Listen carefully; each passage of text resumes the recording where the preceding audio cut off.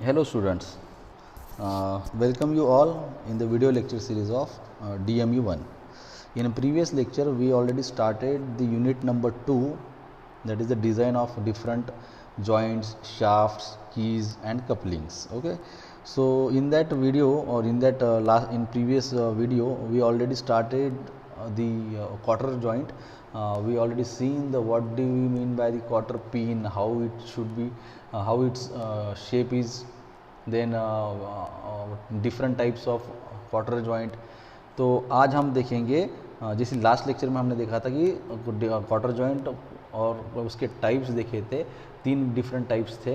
तो आज और उसमें हमने स्टार्ट किया था with socket and spigot quarter joint से. तो उसमें हमने उसका फिगर देखा था, नॉमेनक्लेचर देखा था, किस तरीके से वो क्वार्टर जॉइंट दिखता है, किस तरीके से उसके नॉमेनक्लेचर दिए गए थे. तो आज हम देखेंगे कि क्वार्टर जॉइंट को किस तरीके से हम डिज़ाइन कराते हैं. उसकी एक स्टैंडर्ड डिज़ाइन प्रोसीजर रहती है. डिज़ाइन प्रोसीजर यानी क्या, जिसके अंदर एक फार्मूलेज रहेंगे, नंबर ऑफ फार्मूलेज रहेंगे जो डिपेंडेंट रहेंगे, एक के ऊपर एक डिपेंडेंट रहेंगे.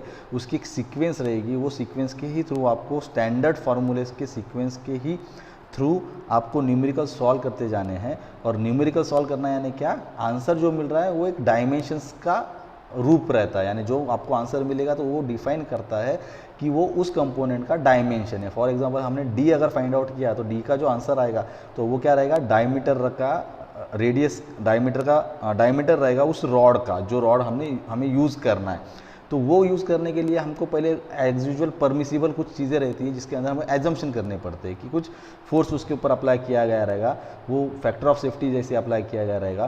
तो वो कंज्यूमिंग हमें कंसीडर करके हमें फिर उसको डिज़ाइन प्रोसीजर के अंदर देखते देखते हमें वो प्रोसेस फॉलो करनी पड़ती है, वो प्रोसीजर फॉलो करनी पड़ती है. और वो प्रोसीजर फॉलो करने के बाद आपको जो एक एक दो दो तीन तीन स्टेप्स पे जो आंसर्स मिलेंगे, it's nothing but the dimensions of that joints. अब आज हम क्वार्टर जॉइंट अगर डिज़ाइन करने जाएंगे तो उसमें हमें प्रॉपर तरीके से, अगर नॉमेनक्लेचर आप देखोगे पहले के इसमें कि हमें क्या फाइंड आउट करना था नॉमेनक्लेचर के अंदर, तो वो हमें समझ में आएगा. कि फॉर एग्जांपल अगर मैं देखूंगा तो आपको क्वार्टर जॉइंट दिखाता हूँ मैं आपको. तो यहाँ पे क्वार्टर जॉइंट में हमें क्या करना है, कोई भी डिज़ाइन प्रोसीजर अगर जब फॉलो करोगे आप, तो फॉर एग्जांपल डी हमें फाइंड आउट करना है तो उसका एक स्टैंडर्ड फार्मूला रहेगा. उस स्टैंडर्ड फार्मूले के अंदर हमको वैल्यूज़ पुट करनी पड़ेगी. वो वैल्यूज़ पुट करने के बाद जो आंसर आपका आएगा डी का, तो वो रहेगा डायमीटर. फिर आपका ये डायमीटर यहाँ पे डिफाइन हो जाता है कि यहाँ पे कितना डायमीटर रहेगा. फॉर एग्जांपल यहाँ पे जो लोड एक्ट हो रहा है वो लोड आपका मान लो 500 न्यूटन यूज़ किया आपने या 5 न्यूटन यूज़ किया, जो भी रहेगा, जो लोड इसके ऊपर आप अप्लाई कर रहे हो वो आपको मालूम रहना चाहिए कि कितना लोड मुझे अप्लाई करना है. वो लोड अप्लाई करोगे और फैक्टर ऑफ सेफ्टी अगर आपको पता है तो पता ही रहती है. तो वो दो चीज़ें जब पता रहती है तो आपको ये सारी फाइंड आउट करने को हेल्प होती है कि ये डायमीटर, जब इसके ऊपर 50 का लोड गिरेगा तो ये डायमीटर कितना होना चाहिए, जब इसके ऊपर 25 का लोड गिरेगा तो ये डायमीटर कितना रहेगा. तो वो हम कैलकुलेट करते रहते हैं और उसमें आपको आंसर्स प्रॉपर मिलते हैं कि ये डी का कितना डायमेंशन रहेगा, फिर ये D1 का कितना रहना चाहिए फिर D2 का डायमीटर कितना रहना चाहिए, ये विड्थ कितनी रहेंगी, ये विड्थ कितनी, डिस्टेंस कितना रहेगा, ये C कितना रहेगा. तो ये सारी चीज़ें हमें फाइंड आउट करने के लिए क्या करनी पड़ती है, डिज़ाइन प्रोसीजर फॉलो करनी पड़ती है. ठीक है, तो हम देखेंगे अभी डिज़ाइन प्रोसीजर किस तरीके से आपकी है और उसको किस तरीके से फॉलो करना है. ठीक है, तो यहाँ पे मैं टाइटल ले देता हूँ, design procedure for quarter joint. Design procedure for socket and spigot quarter joint, ऐसा लिखते हैं, socket and spigot quarter joint. ठीक है, तो फर्स्ट स्टेप क्या है, मैं यहाँ पे लिखता हूँ ऐसी. फर्स्ट स्टेप क्या है आपकी, फर्स्ट आपको कैलकुलेट करना पड़ता है, लिखेंगे हम find out the permissible stress,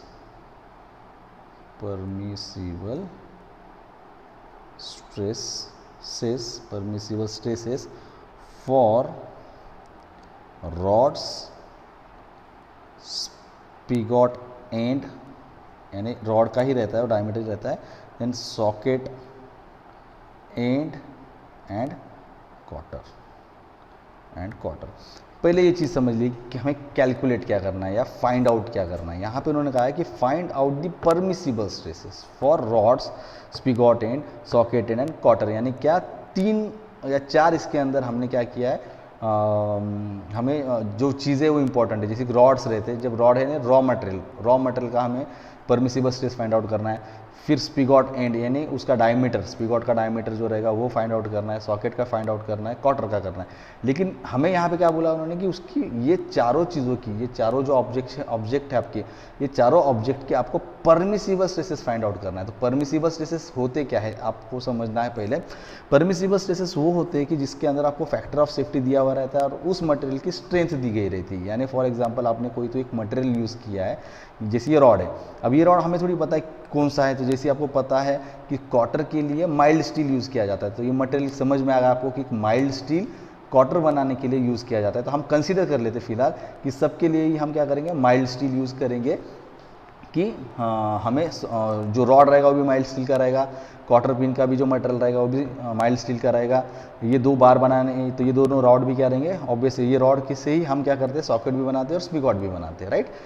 तो ये जो रॉ मटेरियल हम यूज़ कर रहे हैं वो रॉ मटेरियल मान लो वो है हमारा माइल्ड स्टील, और उस माइल्ड स्टील की कुछ तो स्ट्रेंथ रहेंगे ना, जैसे मैं कहता था SYT यानी SUT यानी क्या, strength of material at yield point या strength of material at ultimate point. यानी क्या, उस स्ट्रेन एंड स्ट्रेस डायग्राम के ऊपर जो दिखाया रहता है कि अगर अल्टीमेट पॉइंट के ऊपर आपका मटेरियल चला गया तो वो उसकी स्ट्रेंथ क्या है उस टाइम पे, वो वीक हो जाएगा, टूट जाएगा, ब्रेक हो जाएगा, इलास्टिक फॉर्म में जाएगा, प्लास्टिक फॉर्म में जाएगा, तो वो रहती है उस मटेरियल की स्ट्रेंथ, राइट।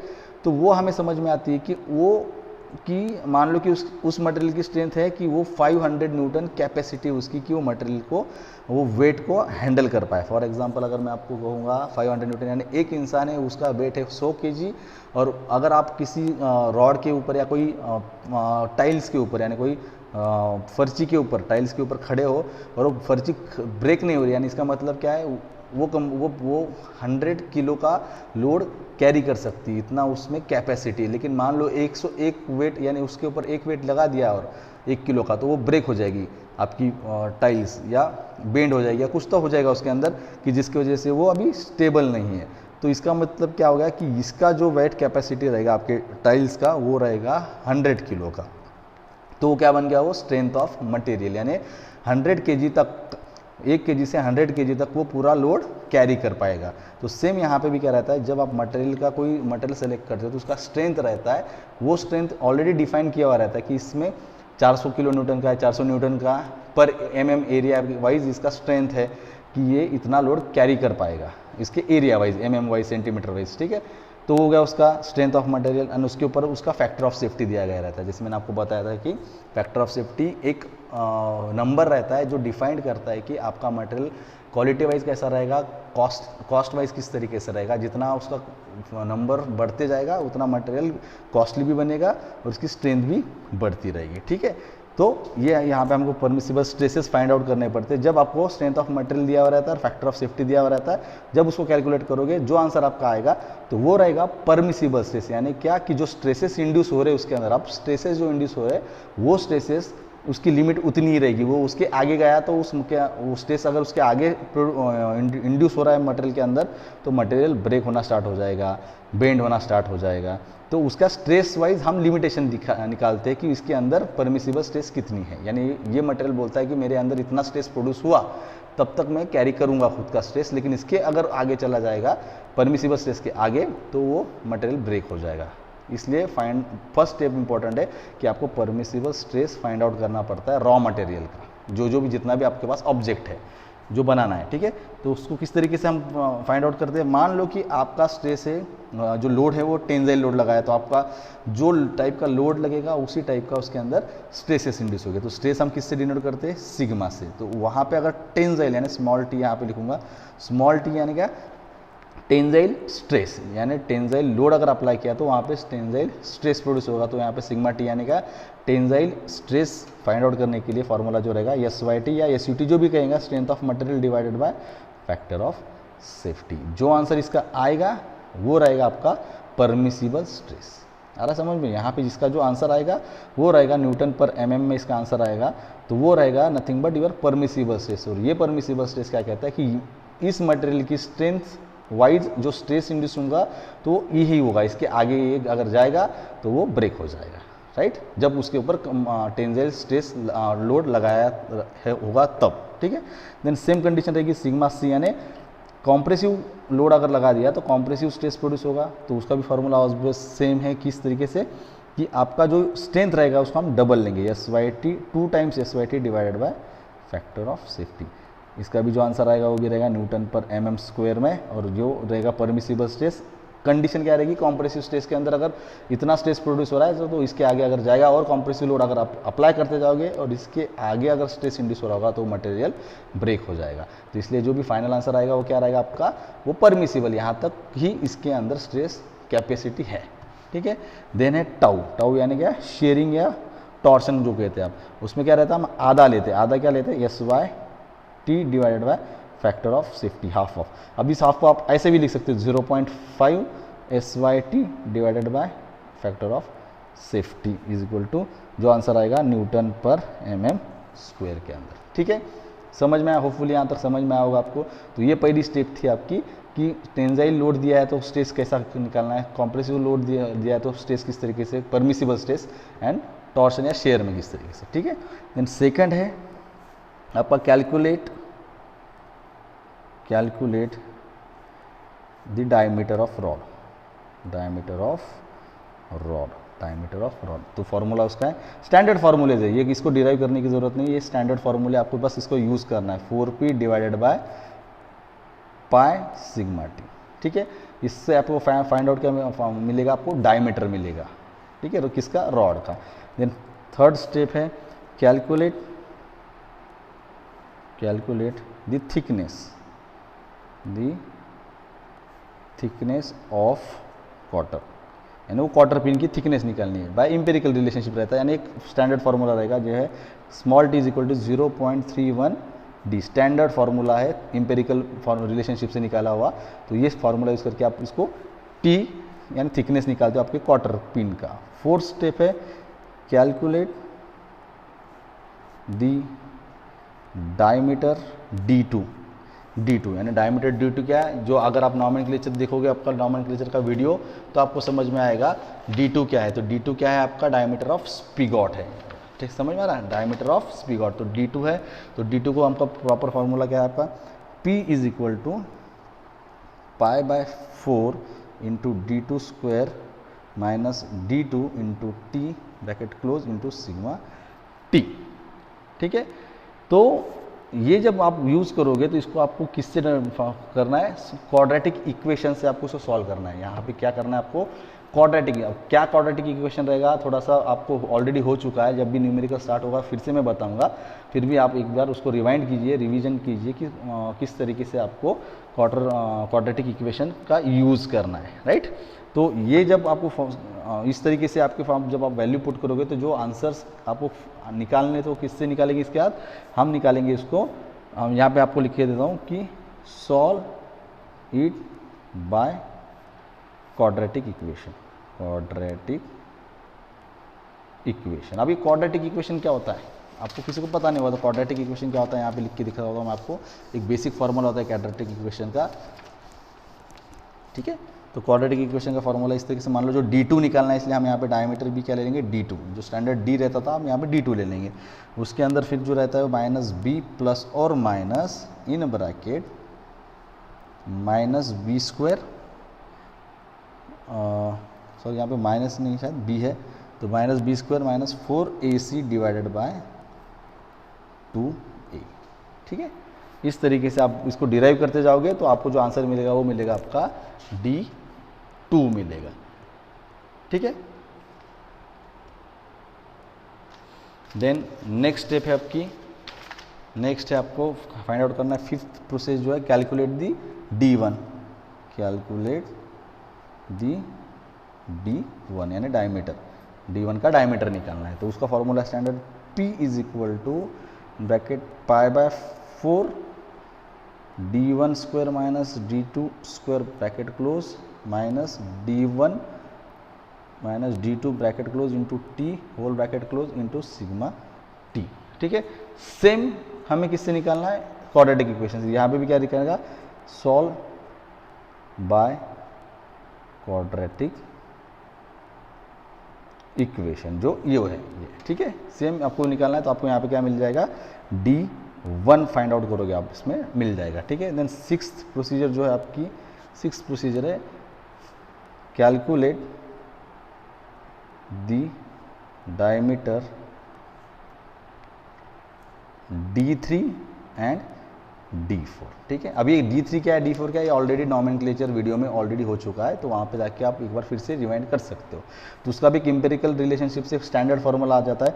D3 का फार्मूला जो है आपका वो 0.75 into small d and D4 is also 0. Sorry D3 का आपका फार्मूला अलग है, D3 का है 1.5 इंटू डी एंड D4 है 2.54 इंटू डी। ये एक एम्पेरिकल रिलेशनशिप से निकाला हुआ फार्मूला है, राइट।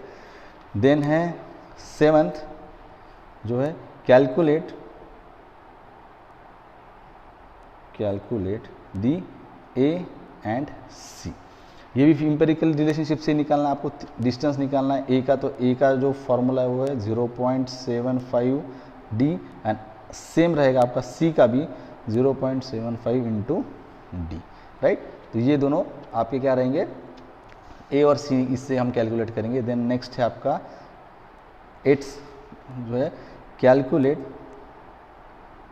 दी बी, यानी विड्थ ऑफ क्वार्टर जो कैलकुलेट करना है। तो उसका बेसिक फार्मूला, अगर उसके ऊपर अब डिपेंड करता है कि उसके ऊपर हम फार्मूला कौन सा यूज़ करते, तो formula basic formula B is equal to P by 2 times tau into T, यानी ये टी कौन सा है, थिकनेस का टी रहे, ठीक है। तो ये शेयरिंग में रहता है, तो हम शेयरिंग से ही कंसिडर करेंगे उसका। तो इस तरीके से हम उसको कैलकुलेट करेंगे। देन नेक्स्ट स्टेप जो है आपकी नाइन्थ वन,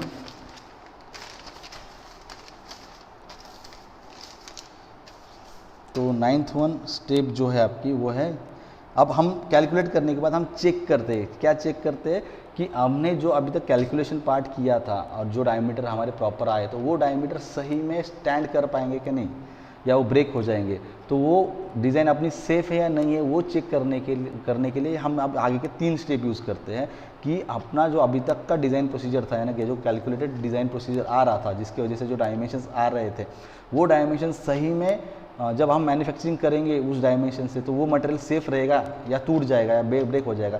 तो वो अपना अब तक का डिज़ाइन जो था वो सेफ़ है या नहीं है, ये देखने के लिए हम उसको चेक करते हैं। तो चेक करने की प्रोसीजर रहती है, तो उसका भी फार्मूला रहता है। तो चेक है या नहीं, डिज़ाइन सेफ़ है या नहीं, वो देखने के लिए तो देखेंगे हम 9 step, check the crushing and shear stresses, यानी क्रशिंग स्ट्रेसेस और shear stresses in spigot end by equation, spigot end by equation sigma c is equal to p divided by t into d2, ठीक है। और जब compressive stress consider करेंगे तो then sharing consider करेंगे तो p divided by 2 times a into d2, ठीक है। तो इसका जो आंसर मिलेगा तो हम इसको परमिसिबल स्ट्रेसेस के साथ कैलकुलेट करते हैं। जो आंसर सिग्मा सी यहाँ पे आएगा ना, तो परमिसिबल स्ट्रेसेस भी हमने सिग्मा सी निकाला था, यानी यहाँ पे भी। तो ये वैल्यू जो रहेगी, ये वैल्यू जो यहाँ पे आप फाइंड आउट करते हो, तो ये वैल्यू ऑलवेज उस वैल्यू से कम रहनी चाहिए, तब जाके आपका सेफ रहता है डिज़ाइन। क्या ये वैल्यू जो यहाँ पे आप फाइंड आउट करते हो, तो ये वैल्यू कम रहनी चाहिए इस वैल्यू से जो आप यहाँ पे फाइंड आउट करोगे, तब इसका मतलब क्या होता है कि आपका जो भी डिज़ाइन बना रहे हो वो सेफ है, ठीक है। इसी कंडीशन में भी सेम, इसके कंडीशन में भी सेम प्रोसीजर रहेगी, ठीक है। देन नेक्स्ट 10th सेम रहेगा, सेम निकलना है हमें, check the stresses in socket end, तो फार्मूला रहेगा sigma C P divided by d4 minus d2 into T. जो आंसर आएगा सिग्मा सी में हम देखेंगे स्पिगॉट के लिए कितना है, अगर ये कम आ गया तो ये सेफ़ है, या अगर ज़्यादा वैल्यू आ गई उससे तो वो आपकी डिज़ाइन अनसेफ है। जब टाउ कंसीडर करेंगे तो p 2 times d4 minus d2 into C, जो हमने सी फाइंड आउट किया है, राइट, वो यहाँ पे लेंगे। और लास्ट स्टेप है आपकी कैलकुलेट द थिकनेस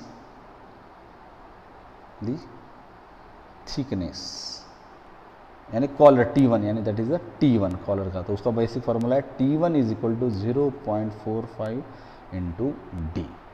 हाँ, और जो टेपर रहता है आपका तो वो कंपलसरी क्या रहता है आपका कि वो 1:3 में रहना चाहिए, इज 1:3 यानी 32 की इसमें रहना चाहिए। ठीक है, तो फिलहाल यहाँ तक ही आपका डिज़ाइन प्रोसीजर है। इस तरीके से आपका डिज़ाइन प्रोसीजर है स्पीगॉट एंड सॉकेट क्वार्टर जॉइंट को फाइंड आउट करने के लिए। तो हम क्या करेंगे, इसके बाद एक न्यूमेरिकल लेंगे नेक्स्ट लेक्चर में और हम देखेंगे किस तरीके से ये डिज़ाइन प्रोसीजर फॉलो करनी है। ठीक है, टिल देन थैंक यू।